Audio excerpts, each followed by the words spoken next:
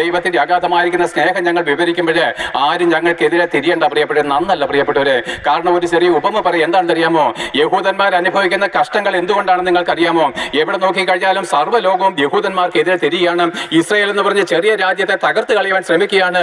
കഴിഞ്ഞ October 23 October 7-ാം തീയതി 1400 Israel ജനത്തിന്റെ കഴുത്ത് ഹമാസ് തീവ്രവാദികളൊന്ന് അറുത്ത് കളയേണ്ട കാര്യം നിങ്ങൾക്കറിയാമോ? പ്രിയപ്പെട്ടവരെ, കേട്ടുകൊള്ളുവിൻ, അപ്പന്മാരുടെ നാവാണ് എന്ന്.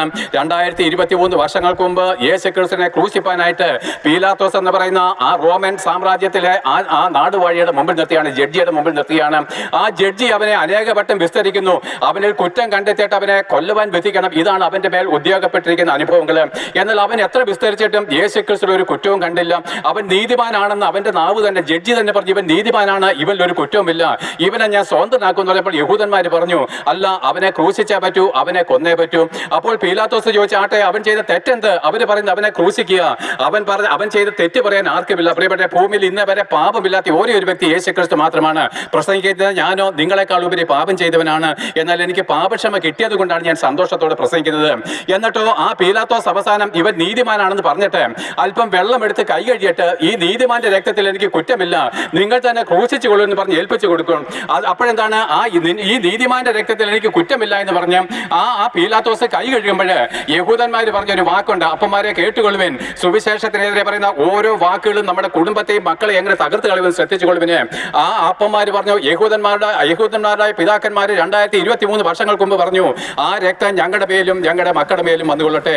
2023 വർഷങ്ങൾക്ക് മുമ്പ് ആ അതികഠിനന്മാരും അഹങ്കാരികളുമായിരിക്കുന്ന യഹൂദന്മാർ പറഞ്ഞു, ആ രക്തം, യേശുക്രിസ്തുവിന്റെ രക്തം ഞങ്ങളുടെ മേലും ഞങ്ങളുടെ മക്കളുടെ മേലും വന്നുകൊള്ളട്ടെ.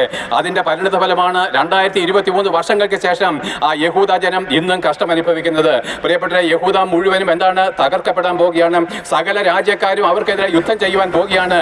അവർക്ക് എന്താണ്, ആശ്രയിപ്പാൻ ഒന്നുമില്ലാത്ത വണ്ണം തകർന്നു പിരിക്കുമ്പോഴേ അവർ യേശുക്രിസ്തുവിലേക്ക് തിരിയും. നോക്കുവാൻ പ്രിയപ്പെട്ടവരെ, 2ാം ലോക മഹായുദ്ധകാലത്ത് 60 ലക്ഷം യഹൂദന്മാരെ ഹിറ്റ്ലർ ഗ്യാസ് ചേമ്പറിൽ ശ്വാസം മുട്ടിച്ച് കൊന്നത് ഹിറ്റ്ലറല്ല ഉത്തരവാദി, പിശാചല്ല, ദൈവവുമല്ല, അപ്പന്മാരുടെ നാവാണ്. ആ രക്തം ഞങ്ങളുടെ മേലും ഞങ്ങളുടെ മക്കളുടെ മേലും വന്നുകൊള്ളട്ടെ.